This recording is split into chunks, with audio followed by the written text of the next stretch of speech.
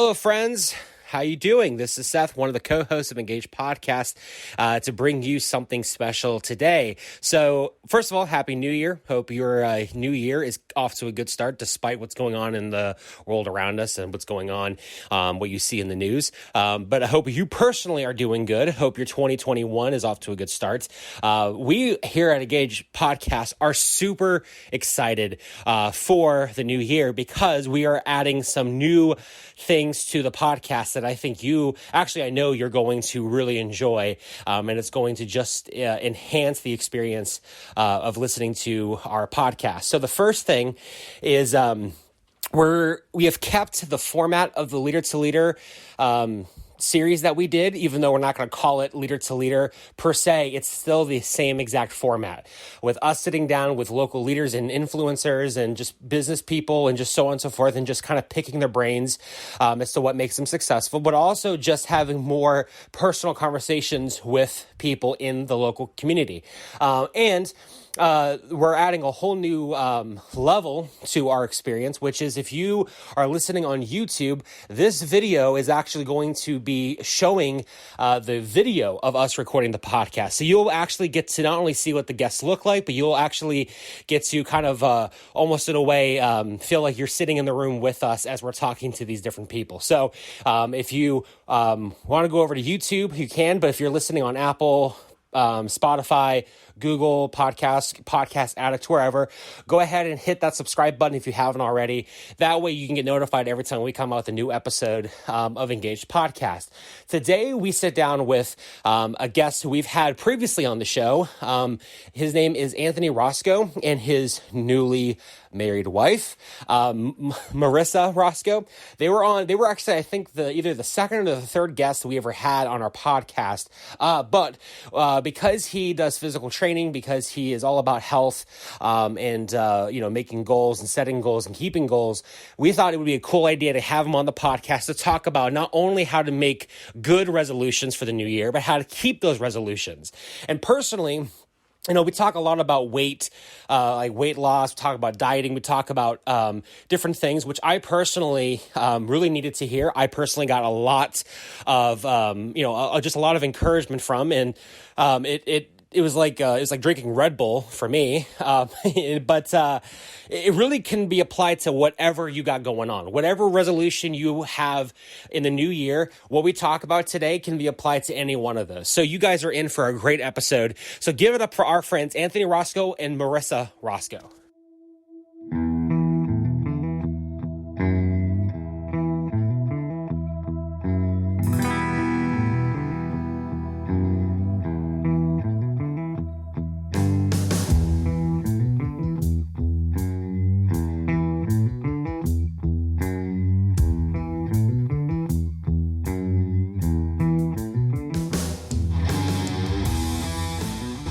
Great to be here at Engage Podcast Studios in the year 2021. This is our very first podcast of the year, and we have a very special guest with us today, Seth, don't we?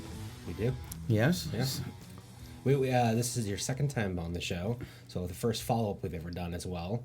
And we have a good topic today, and I think it's going to help a lot of people. So give us, for those who are not familiar with you from the last time, why don't you guys go ahead and tell us a little bit about yourself, where you work, and what you're all about. Sure.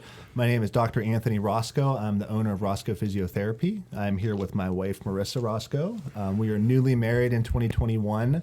Roscoe Physiotherapy is a local physical therapy company, independently owned by us. So we've been in Hermitage for almost 4 years now, and we are now the #1 rated physical therapy clinic in the area per Google and Facebook. So we're very excited to be having massive amounts of growth and providing jobs to the community and just being able to reach out and help people with their health, with their goals, with their fitness. And, really we just focus on that person that, hasn't been able to achieve or hasn't been able to find the healing that they're looking for, with their bodies, and help to guide them along the way to turn them back to, functioning how they should. Mm-hmm. So if somebody is out there and they're injured or experiencing pain, how do they get a hold of you? There's plenty of ways to get a hold of us. We're on social media. We're on Facebook. We are on Instagram. We have a website, www.roscoephysio.com. as well as the office number 724-982-4266. That's correct, right, Marissa? That's it. You had to think about it. I did, yeah. So there's plenty of opportunity, and honestly, you could probably even ask a friend, and most people at this point have heard of us and probably would have a story about that. Excellent. Well, I have a story because I was there in your office for like 6 or 7 months. I severely, Was it that long? Yeah. Yeah, it was. You must have liked mean it. You were still there today. That's an overestimate, but you were there. You were a great client. I was a great client. So the backdrop is I severely hurt my ankle, and I immediately, that's another overstatement, I had some coercion, and then I finally gave in and called, and I feel a lot better. I'm running again, going to the gym, and I've had great results. So it's great to circle back with you all. Yeah, we're really happy for you. Thank you. You were a very inspirational story for people. I think it's great for what you do, too, being in front of so many people, that they see you go through that struggle, go through that injury, and then show how, through conservative means, not having to have surgery, not having to take pain pills or having injections, to be able to get back to that 100% health and get back to, do what you want to do, working out and loving it. Mm-hmm. Cool. So today's theme is a new year and new you. We're kicking off the year with that idea because we know that there's so many people that start the year off and set new goals, right? We call them resolutions. So I have the top 2021 resolutions in front of me, but just for fun, what do you think some of these are going to be? Oh, I'm excited for them. We know weight loss is going to be high up there. Mm-hmm. Relationship goals. Relationship goals, probably work goals, people that are looking to advance in their companies from their job positions. Financial goals, maybe. Yeah. All right, here they are. Ready? That's you. I'll start from the bottom and go all the way up. All right, so cut down on alcohol, quit smoking. I can't believe both of my resolutions were at the bottom. Reduce stress on the job, improve my performance on the job. So who said work? Yeah, so there's 2 there. Spend less time on social media, live more economically, lose weight, spend more time with my family and friends, and then we jump right back into eat healthier and exercise more. So 3 out of the top 4 were health related, with lose weight, eat healthier, exercise more. Now, do you find that surprising? Not at all. That tends to be the goal that people make that they do not stick to historically. So I think that's one that people always swing back around to. And I think if you look at our country as a whole, too, population, it's something that we struggle with culturally in the United States. So that is something where people are always looking for that solution to that problem, trying to find that answer. January 1st comes around, they set that goal. By February 1st, a lot of people have fallen off of that for many, many different reasons. So why do you think that the United States suffers from this so much, from this obesity and weight gain and all that? I think we tend to be a culture that actually sits more sedentary, more of that office work. And I don't know that we necessarily have health high on our list of buckets of importance in life. That's probably a very deep conversation that goes back to the healthcare system and how it's run. A lot of it is very much focused on sick care and not preventative care. So it really is the money is being made on keeping people sick, unfortunately, versus getting people better and preventing them from having certain disease processes. And most people do feel like that they are a victim of circumstance and of chance when it comes to a lot of pathology that they end up with. We talk about high blood pressure, diabetes, heart disease, things along those lines where part of nature is in control of some of those things, but very much so nurture helps you to be able to change that and be in control of your life and not have those ailments, or at least improve with them. So you brought up preventative care. Give the folks that are listening an idea of what you're referring to. Diet, exercise, and sleep are your primary things. So preventative care, in a sense, is what you can do as a person to be able to keep yourself healthy or to further make yourself healthy before a disease process gets to the point where it becomes highly unmanageable or it starts to cause you other comorbidities or complications. So it really is trying to get in front of disease first and live a healthy lifestyle and maintain that so we do not get overwhelmed as we age, with certain things that we have to deal with. What have you heard? What excuses have you heard when you mentioned food as preventative care? That's going to be your fruits, vegetables, and things like that. What excuses have you all heard on why people don't participate in eating things like that? I have something in mind that I hear all the time, but I'm just curious. I mean, it can be something different for everybody, honestly. I would probably say the number one thing with like diet and food, people are just extremely confused upon what they have to do in order to achieve their diet goals or to have a healthy diet. I think there's so much information out there now. It's hard for people to digest if they're not familiar with what they're talking about. There's a lot of people out there that are trying to sell you certain things that aren't necessarily truthful, that are more money-based versus being something that's helpful to the individual. I think it comes down to that confusion. And a lot of times when people have uncertainty, they're much more likely to commit to something because they're unsure of what the outcome is going to be. Excellent point. So one of the things that I hear is it's too expensive. I don't know if you've ever heard that it's too expensive. And the rebuttal to that, and I heard someone say once, and it was an excellent point. They said, if you think buying, the fresh vegetables is expensive, just wait until you get sick and you have to buy the medicine, right? And so that's just a really cool counterpoint, but that's one of the things that I hear a lot. So another thing, and I know you've read James Clear, his Atomic Habits, which Seth told me not to look at the camera, but I'm going to look at the camera at this point, just to let you know. I highly recommend you all out there get familiar with James Clear and Atomic Habits.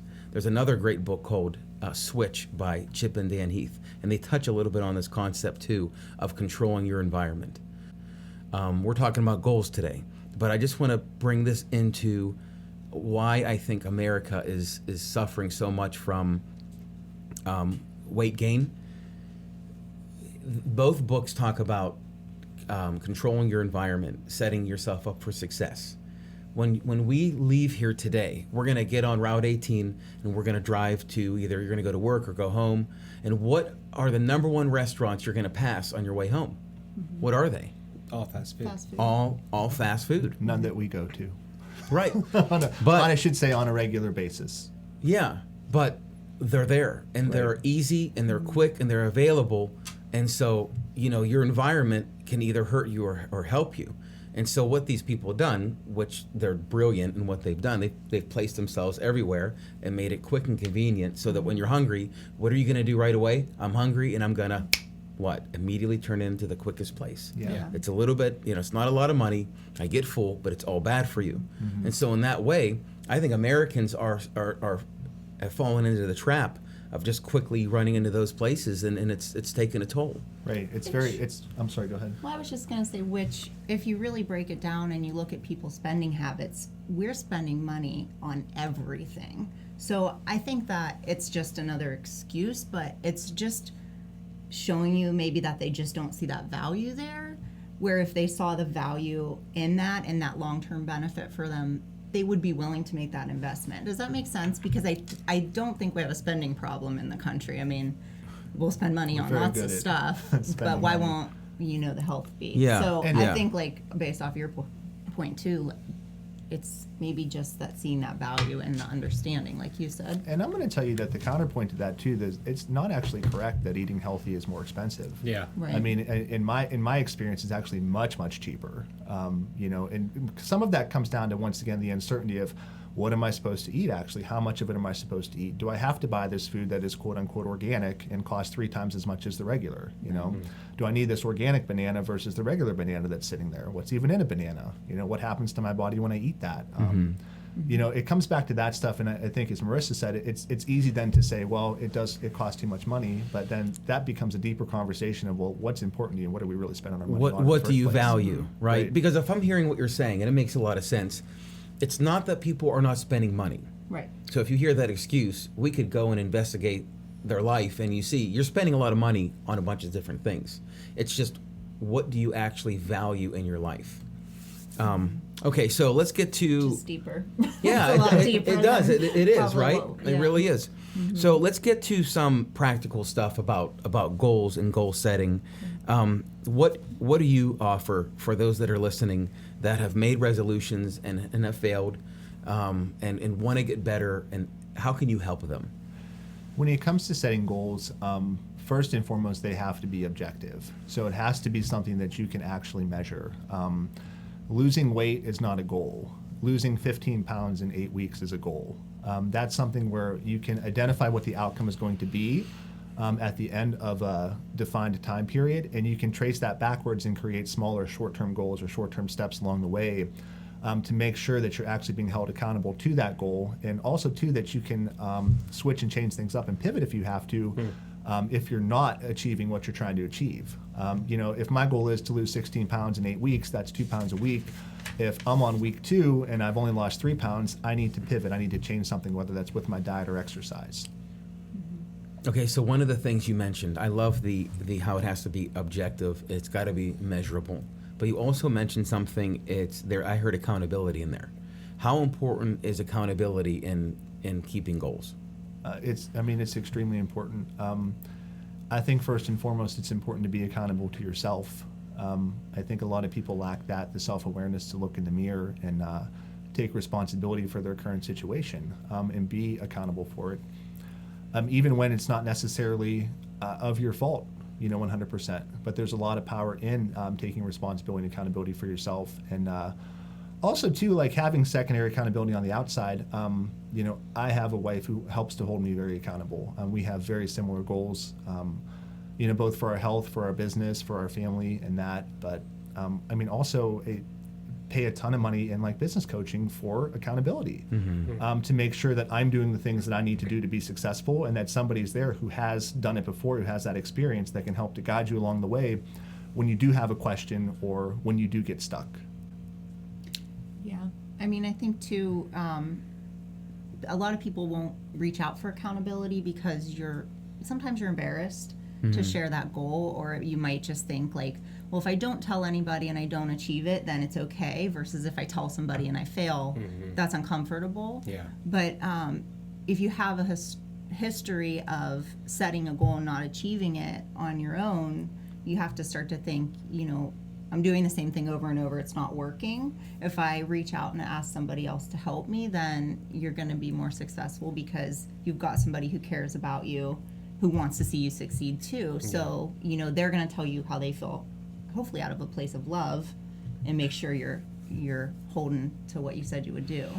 I'm reminded of these marathon runners, and I've heard of some races where, I think all races have, where you're running along and you're obviously getting tired, and they have these little stations where people are on the side and they hand you water, and they're there also to encourage. Like a lot of them have done this before, and so they give you the water because you definitely need to hydrate, but they're also, you can do it, keep going, right? And it's kind of like the big goal is to finish, but these little people are set along the way to like, keep going, you can do it, I believe in you. Right. Yeah. And so is that kind of like what you guys are saying here? Absolutely, and I think that's a very interesting point too, because how often in our culture and our society do we celebrate other people's wins? Right.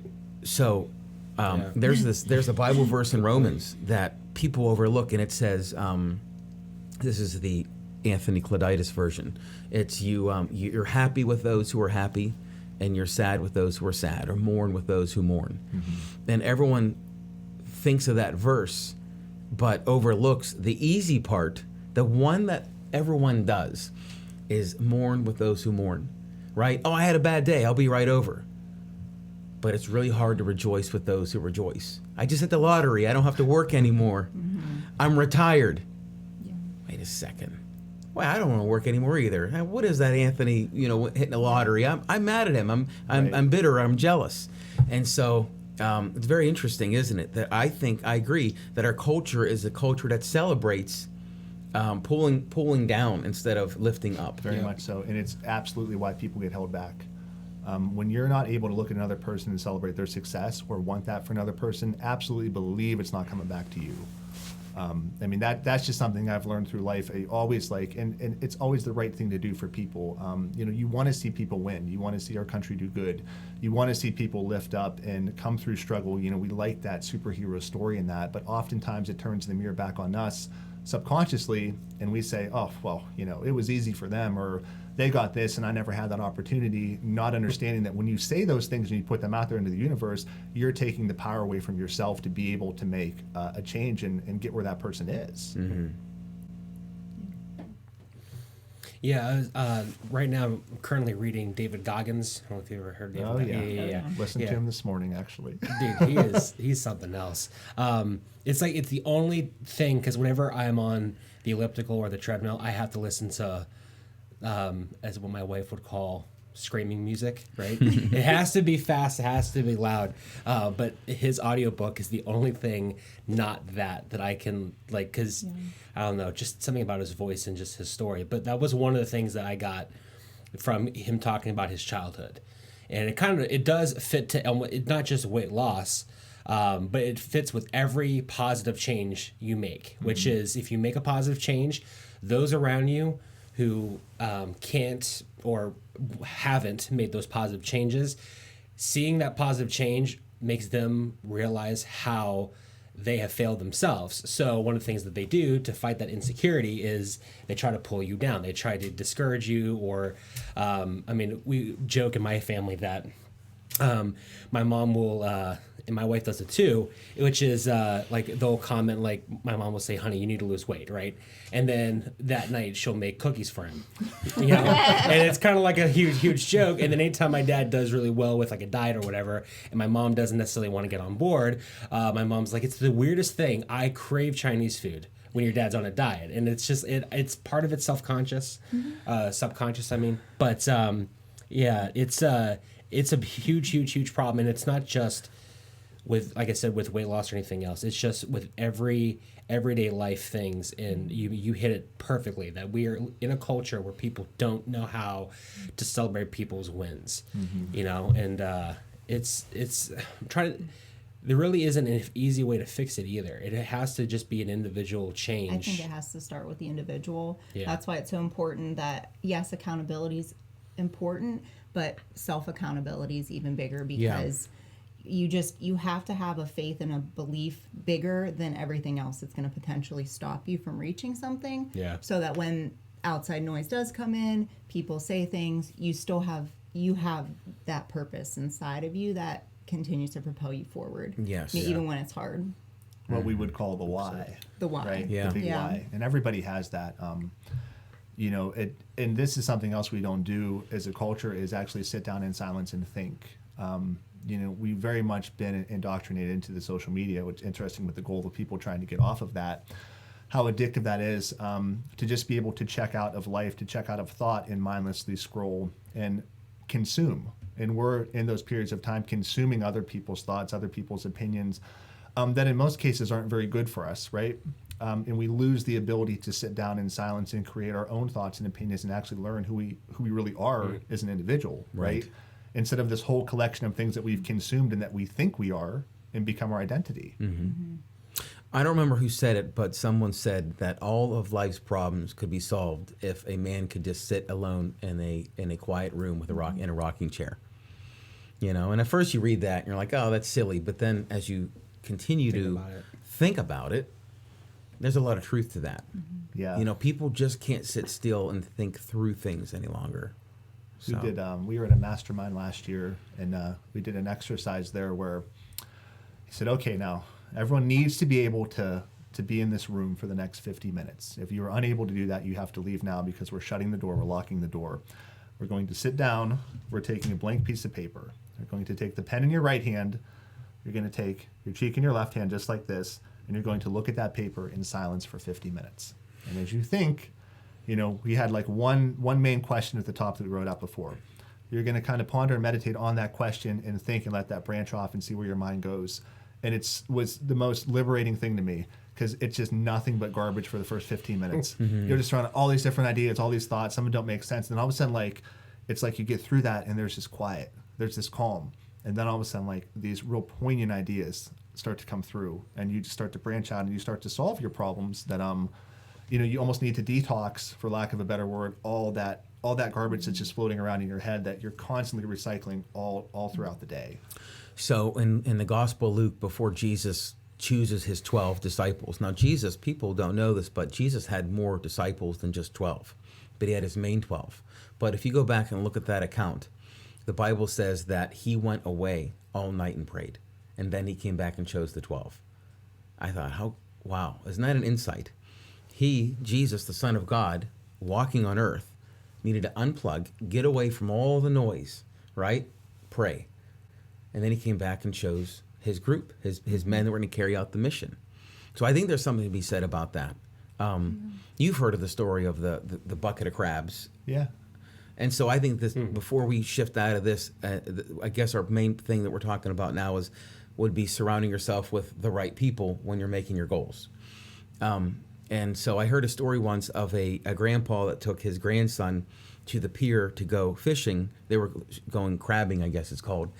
And they set down some buckets. And as the grandpa was catching the crabs, now he was teaching the grandson. He never was involved in this before. But the grandson kept on yelling at his grandpa, saying, "Hey, there's no lid on the top of this. The crabs are going to crawl out." And the grandpa just said, "Just wait and see." And what had happened is every time a crab went in, more and more crabs would pile on each other, but they would start climbing on each other. And just as they were about to get out, one of the crabs would reach up, grab the other crab, and pull it back down. Powerful lesson for us, right? Very much so. So I believe you got a 90-10 scenario. And that's 90% of the people you're around are going to be the crab grabbers. Right? Right? Crabs in the bucket. It's true. And then your 10% are going to be those that actually are going to try to lift you out and encourage you. Yeah. And So those are the ones that you need to make your inner circle. I agree with you. And that's not, once again, like our society is very much based upon like instantaneous gratification and having large amounts of attention from a vast number of people. A lot of people are judged, by the number of quote unquote friends they would have on a social media platform. And that's not where you're going to, that's going to be your 90% of the people that just watch you to see you fail. Can you really look at your life and say that you have 1, 2, 3, 4, 5 people that you can surround yourself on a regular basis that actually push you and encourage you to be your best self? Yes. That's honestly, that's the first place to even start to see if you're going to be successful. Is they say, look at the people that exist around you. Those are the ones that, you're taking their thoughts and ideas into your head, and it forms and shapes you into who you are as an individual. Well said. So I want to read a quote by Napoleon. And I got this online, so it's one of those things. It's like, did Napoleon really say this? Or was it Thomas Jefferson? Yeah, or was it? Or did Seth post this and put Napoleon, right? Well, first let me hear it, and then I'll tell you. Okay. The reason most people fail instead of succeed is they trade what they want most for what they want at the moment. And we'll post this in the comments down there below. The reason most people fail instead of succeed is they trade what they want most for what they want at the moment. So talk to us about this quote and how this fits into goal setting. Yeah, and there's no objective there for most people when that happens. You have to have that strong why, that strong understanding of where you're going and where you want to be. And like really a good example of this. So like, if you're starting out in Pennsylvania and you're going to Florida, right? You're trying to go to Disney World and you're trying to get down there in 2 days. There are many places along that map that you can stop to look at something that's pretty or to look at something that will take your attention, right? Mm-hmm. But that trip to Disney World is more important. That's the big outcome that you're getting to, right? If we're leaving on Monday and we're supposed to be there on Wednesday, we're going to be there Wednesday morning, right? We're going to be ready to go. We have focus, we have clarity, we have direction on where we're going. We know how to get there. We have the roadmap to get to our big outcome, our big destination, right? Absolutely. What happens when we don't have that outcome? What happens when we just start out on the map and start drifting and we don't have a time period where we have to be there? We'll get there whenever, right? Mm-hmm. Something detracts us from that. Something catches our attention, right? That new shiny object, and then what? We're on to the next thing. Mm-hmm. Mm-hmm. That's the person hasn't thought about where they're going. Yeah, and I think too, I always talk about like motivation versus discipline. I think people get so caught up on the motivational side of things. To me, motivation is not infinite. You run out of your motivation, but if you develop the habits of discipline, and this is kind of maybe a different topic, but you have to have the discipline also to stick to what you said, even when that motivation's gone. And I think that's why you see a lot of people who get, a month into the new year and they lose that motivation. They don't have that discipline developed. And that takes time. People want to have that discipline right out the gate, but I think it really takes time to build that through habit and, just doing the same boring stuff over and over again, which is not glamorous. It's not fun. Nobody posts on social media about that stuff, about the crappy side of things. Everybody's posting how wonderful it all is.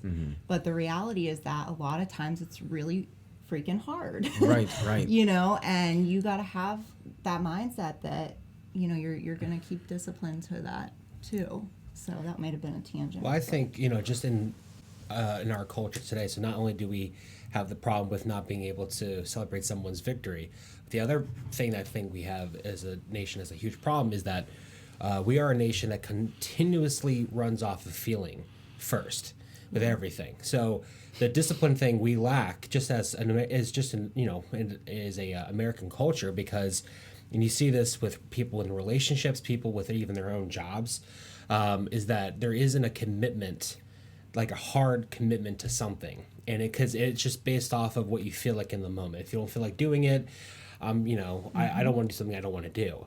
And but when it comes to making any kind of resolution, the first thing, and this is something that I'm currently learning too, is you have to realize that you may not see a lot of positive outcomes tomorrow. Right, or even like a week from now or a month from now. You have to think long term. You're doing this for next year, the year after that. Because talking about like just weight loss in general, every diet I've ever done was always successful short term, not successful long term. Right, because I was looking for the result next week or next month. Or the other thing too is I want to be down 20 pounds for Easter. Right, and then Easter comes, and then guess what?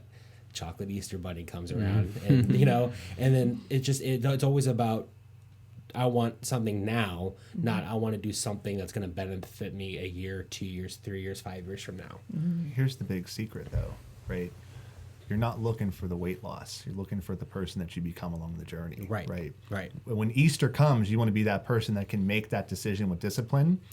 And if you decide to eat the chocolate rabbit, it's okay, but it's a decision that you made through discipline. Yeah. Right. It's not a fleeting emotional decision, as you said. Right. It's an objective, intelligent decision. Right. Absolutely. We're always looking for, once this occurs, then I'll be happy. Once this happens, then I'll be fulfilled. When in actuality, fulfillment becomes the person that you become along that journey and how you grow. So, listening to all this, and this is all great, and it's all true, I'm wondering, why don't people teach this way, talk this way? These are things I'm betting that we've all discovered along the way through our own self-motivation. Oh, I'm going to read this book, or I'm going to listen to this speaker, or get around this person. Why aren't people teaching this way? Why aren't classes set up in school helping people understand these things? You go ahead. Because I find it frustrating, to be honest, And part of that is like, if somebody teaches it to you, does it still have the same impact as if you've had struggle and you've sought it out yourself? I don't know. I don't know if that's something that can be taught, more so that has to be experienced. I always think that people go through different journeys in life, obviously, for the individual, and certain things happen at certain periods of time. Where I may be today, no one else is in their journey, and that's okay. Sometimes you have to be able to go through that struggle and be the person that looks to progress, to learn, to make yourself better, to see how you can get better than that and improve past that point and get to the next level. Yeah. And most of that comes back to what we were talking about earlier with who do you surround yourself with. And when most people don't operate that way, well, you're not going to do it either, because, if you don't have a high personal standard and you're not around other people that have a high personal standard, well, forget about it. Yeah. Because there's nobody there to set the standard then. You're just going to get sucked right back into where everyone else is sitting at. And unfortunately, today, most people do not have a high personal standard for themselves and their work. Exactly. Yeah. And so that's what's frustrating is why aren't they teaching? I know it's not going to be, like you hear the parable of the sower and that he's out teaching and some things fall on deaf ears, a small, amount goes in and actually changes someone. But, why aren't we teaching people about setting goals and these kinds of things? It seems like so much of this is self-discovered, but we know how important it is and how impactful it is. You think that this would be something people would want to turn around and teach groups of people, I think. Well, I think another huge part of that goes back to the fact that there's I'm sure if you did like some sort of like survey, the amount of people that do live a healthy lifestyle, like the way that you're supposed to do it, by having strong discipline in your life, everything that you guys have been basically saying, the percentage of the population, that's a very small number. And I think because the majority doesn't do that, and you could put to all kinds of different reasons why that is. One major thing is that there are so many billion-dollar companies that make so much money off of advertising us getting into unhealthy habits, right? And so when you have a society that is constantly being fed, you're not going to be the man you want to be unless you eat a Hardee's burger, right? Or it sounds so stupid. It sounds so stupid when you think of it, but even just talking about like the way people spend their money too. They want to have the car that they can't afford because the commercial tells them that you're going to be cool. People will respect you if you have that car. And so you have the majority of people who are constantly making bad decisions. It's very, very, very hard to think that it's attainable and it's doable. And you probably can attest to this too. It's kind of the same thing that people do with pastors in being spiritually strong. That a lot of people, like, if you want to know a lot about the Bible, they typically are people who are pastors. So to think that an average Joe can be knowledgeable about the Bible and about church history and all of that seems just kind of unreasonable. In the same way, like, people who typically are really about health and fitness and all that tend to work in the field of health and fitness. So the average Joe, even like myself, I look at that and I say, well, of course that makes sense, that why they know so much, why they do it is because it's their job. Yeah, that makes perfect sense. I think people will say to us sometimes off comments like, well, you wouldn't understand because you're in shape, or this is what you do for a living, or you're always around this. But really, if you rewind, I mean, both of us made any fitness or health related transformation when we had nothing to do with the work we do now. Yeah. I lost all my weight when I worked in an office job. It was just, but I totally agree with what you're saying. Like probably medicine, misconception. Yeah, medicine now in healthcare. I mean, most physicians are very sedentary. Unfortunately, Right. You'll see that most maybe don't have that underlying drive for being healthier, being fitter, and part of that is once again the healthcare system. When you're just inundated with person after person after person, patient after patient, and you're being loaded up, sometimes seeing 50 to 100 people a day. Right. After that, a lot of times people are wore out and they're looking for that instant gratification. They're looking for something just to lift that spirit up a little bit. Yeah, but I think going back to what you were saying, it's definitely much more glamorous and marketable to sell these quick fixes and these miracle products and these pills and these weight loss teas and this and that. And you've got all your celebrities and social media people reinforcing that because they're making money off of promoting those products. We've been preaching about the boring stuff and it's for years. And it's like, which one would you want to sell? Because when we tell people, here's what it's really going to take, and you're not going to like it, but it's going to give you that long-term outcome, people are very resistant at first. So they kind of have to go away a little bit, try a couple different things. Then they might come back and say, you know what, let's really try to do this the right way. But everybody has their own journey, too. Like Anthony said, you just have to find it in your own way, too. Us telling you or anyone else telling you is not going to work in the way that, you make your mind up and decide that you're going to, come to that. Yeah, we know, unfortunately, right, that most people do not change outside of a very dire, drastic circumstance. Especially as we age, we grow into habits that become very much ingrained in stone in a way. And it really takes a large pivot or a large shift to turn into a different person. And a lot of times it has to be something like a big health scare, unfortunately. But once again, that's a cultural thing, I think. It's not something that, like as Anthony said, that is focused on teaching prior to with prevention. I want to stay on the same concept here, of course, but I want to read something to you all, okay? So this is by James Clear, and I referred to him earlier. He's a guy that wrote Atomic Habits. I know he's probably on Facebook, and I know he's on Instagram. And so he says, whenever you want to change your behavior, you simply ask yourself, and he has 4 questions. Number 1, how can I make it obvious? 2, how can I make it attractive? 3, how can I make it easy?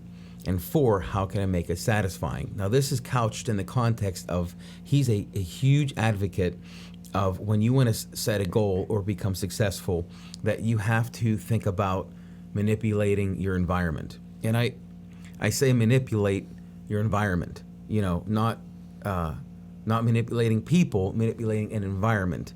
So I don't know if you how familiar you are with the book, but he has a whole giant section to, when you have your goals, let's say it is related to weight, that you want to manipulate your environment to set yourself up for success. Share a little bit about that if you can, and why that's so important. Yeah, for sure. Clean your kitchen, number 1. Okay. Literally, like, not just the food that's in it, but have a nice, soft, open space that is not cluttered, that doesn't have a lot of distraction. Make it something as a place that is an environment is pleasant to be in for yourself too. When you sit down to eat, obviously, don't have distraction when you do that in the space. Don't sit down in front of a television. Don't sit down in front of your phone. Don't scroll through social media while you're eating. Be very self-aware and have intention, when you eat. It is something that can be very enjoyable, but what happens with most people is they lose self-awareness and responsibility goes out the window. They have no idea what they're taking in. Sometimes we don't even know what we're eating, right? We got food in one hand, we got the phone in the other. We're like scrolling and looking and eating, and then pretty soon you're like, what just happened to me? Mm-hmm. I mean, if most people just did that, like, you don't even have to change the food in the fridge. Sometimes it's not even about going to that food first and trying to be like, what's the healthiest thing I can put in the fridge, and let's throw out all the potato chips and everything else. Like, just become aware of what you're actually putting into your body first. Mm-hmm. Imagine the power that can have for an individual. In the book Switch, he hinges on this a little bit, and he gave some examples of controlling your environment, manipulating your environment, and they've done a series of really cool experiments. And the main one that he cited was at the movies with the popcorn that they give people, and how large and how small they ran experiments to people essentially eat what you give them. So even I think it was like if you ordered a small, if they gave you that, no matter what size bucket, they finished it. And so he talked about how important that is for your environment. So an example that he talked about practically was, don't eat with the huge plate, because you always feel the need to finish your plate. Eat with a smaller one. One of the things that I started doing this year is I wanted to start off the day with something healthy. So I thought, okay, how can I manipulate my environment to make it obvious, attractive, easy, and satisfying? So what I did was I'm like I like everything in its place. So I would always have my blender in its place, so it would be like out of sight. So what I started to do, and I'm not a fan, but to make my goal, I kept it out. So every day when I wake up, I see it. Yeah. Now when I see it, you know what I do?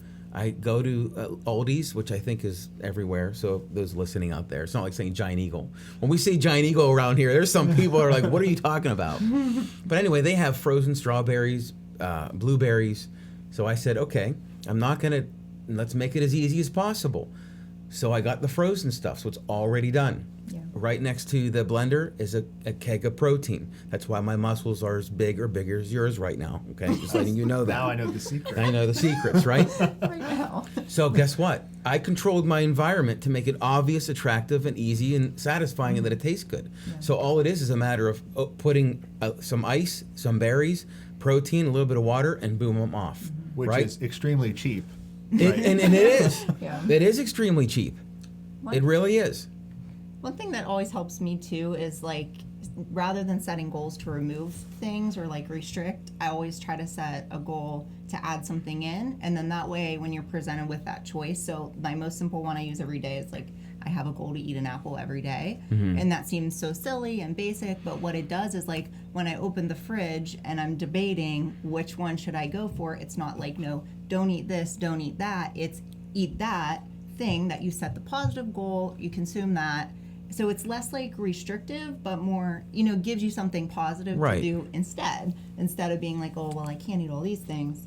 And Right. then you eat the apple and you find that, like, okay, maybe I'm still hungry and I'll eat something else, but most of the time you're full. You know what I mean? I do. The positive versus the restrictive helps me personally a lot. I think you guys might be able to relate, but for women, restricting is a big part of the weight loss culture, and it's very detrimental. So that was something I learned in my journey, was restricting everything is not usually the answer. More so finding positive alternatives to add in helps. So that's a little more tactical. And but I think that connects with what Seth was saying about the fad diets. It's we grew up with the Atkins. I'm aging myself, but I think it's changed names now and it's something else. But It's still Atkins. is it? Yeah, but I thought it was keto or something now. Keto's similar, but there's just a little bit of differentiation Little tweaks there. Yeah. But these people go on these fad diets, and it's not like you're going to stop doing that forever. So it's kind of like what you said. When Easter rolls around, you should be able to have the discipline or understanding that I might eat a Cadbury chocolate egg, or I may not. But it's not that it's totally cut out of my life. Yeah. Well, Right. part of the problem too is, like diet ideas like keto. Keto is neither good nor bad, but as you said, it has to be sustainable for a person, right? Very few people will you find that actually get into ketosis through the keto diet and are able to sustain that for an extended period of time. Some can, and I do believe the ones that do, the voices are so loud and marketing is pushed so hard onto people that they feel that's something that they need to then attach themselves to and do. When in actuality, if you would have just sat down with a professional in the first place, you'd find you have no business doing a diet like that. It wouldn't be something that you'd be successful in, and actually find something that would much better fit your personality. So as we think about wrapping up, I want to hear, is there anything else obvious for the listener that you can offer that's really important for setting goals for this year coming up? Yeah, look back on your personal history, on your track record. Most people will look back on their history and find that they do the same things over and over again. And it's important to have that honest conversation with yourself and use that as a catalyst for change. If this is the 27th New Year's that you've decided to make a healthy change in your diet and your exercise, you're probably going to get the same result that you've always gotten unless you do something drastically different, right? I think the first thing is the self-awareness, looking at yourself in the mirror and taking responsibility for your situation and where you're at, right? The second thing is to have an objective plan. Create something of where you're actually going, and then find a route to actually get there and measure it so you know when you've achieved it. And along the way where you have those guideposts that you can say, okay, I am on the right track, I'm doing great, or I need to change, I need to pivot here. The third thing is consistency, right? You have to consistently, as Marissa said, do the boring things day in and day out every single day. They're not going to be a glamorous diet. They're not going to be some super exciting exercise program. You don't need things like that. You need to consistently stick to something over an extended period of time. As Pastor Anthony said, something that is sustainable for your lifestyle. I think fourth, you do not make, when we talk about diet and exercise, you do not make enemies with food. As Marissa said too, with restriction, it's one of the worst possible things you can do is on January 1st, go in there and clear out everything. If you're clearing out everything, I guarantee you're not going to have success in achieving what you're trying to achieve. Once again, it's that all or nothing, that polarity that people try to achieve when really you should be honest with yourself, but be progressing and not necessarily all the time to balance, but having more balanced lifestyle when the discipline helps you to be able to make the proper choice in your life for what's best for you. Yeah. Excellent. I know we took like a big weight loss diet focus, but this applies, I think, to everything. What you said, that would apply to any goal. And one thing that just keeps like coming to mind, we have a business mentor, and he always says like anything that is popular is usually wrong. And when you start to really break it down, it just is so true. Most anything that's popular in culture is probably not right for you, but people do it because it's the popular thing to do. So I think just being bold enough to set a goal that's important to you, and stepping out and away from everybody around you, even when that's conflict or it's uncomfortable, the reward at the end of those difficult things is much greater than just staying settled with where you're at. Yeah, understand that you're going to change through that process and become the person that you're looking to become too. Yeah. And if you don't see a clear outcome or a clear objective goal at the end of that, seek out a person who has achieved what you're trying to achieve, that person that doesn't often get celebrated, right? Look for that person and ask them, be like, hey, what are you doing? What's something that you can tell me to help to get me started that I can get on the right track? Those people will gladly reach out and help you always. But sometimes people are too shy to do that stuff, and you have to push through that a little bit and say, hey, like, look for those ones around you that are going to be there to help you and give you that information. Don't look for the opinions and advice of people that haven't done it or haven't been there before. They're not going to be able to help you. And they will have opinions, but Everybody will. you have to just turn it off and drown it out. Excellent podcast today. I'm so glad we kicked off the year with Anthony and Marissa from Roscoe Physiotherapy. Seth, it's always good to have you here, buddy. I like your new flannel for 2021. Thank you. You're welcome. You're welcome. It's been a long time since you and I did a podcast together in this room. I know you were avoiding me for a while. I was avoiding you for a while. That's all right. Now we're back. It's because you have better hair than me. That's why. It's true. Wow, it's out on the table now. There it is. You've all been wondering. That's why. My resolution was to be more honest. There we go. Okay, great. I appreciate that, Seth. Well, listen, we're going to be signing off here. We look forward to connecting with you out there. If there's anything that touched your heart, you learned, drop that in the comments. If there's anything else also that we didn't touch upon that you can add in the comments, please do so. And finally, if there's any ideas for future podcasts, we're your guys and gals. All right, you'll come back, right? Oh, absolutely. Awesome. Yeah, and I want to throw out there too, if people out there listen to this and they need help, I mean, reach out to one of us, myself or Marissa, on Facebook, on Instagram, email roscoephysio@gmail.com, on the website. I mean, there's a lot of different ways, but we'll gladly have a conversation with you and help you to get you on the right path, whatever your goal is. I mean, that can be a financial goal, that could be a business goal, that could be a health-related goal, that could just be a personal growth goal. So all something that we can definitely help you to get you on the right path. Yeah, and if you want to meet a goal on greater hair clarity, right, you can contact Pastor Anthony. Also, if you have any Bible questions, you can also contact me, but okay. Well, this is us signing off. I hope you have a great week. Absolutely. Thank you very We'll much. talk to you, see you all later.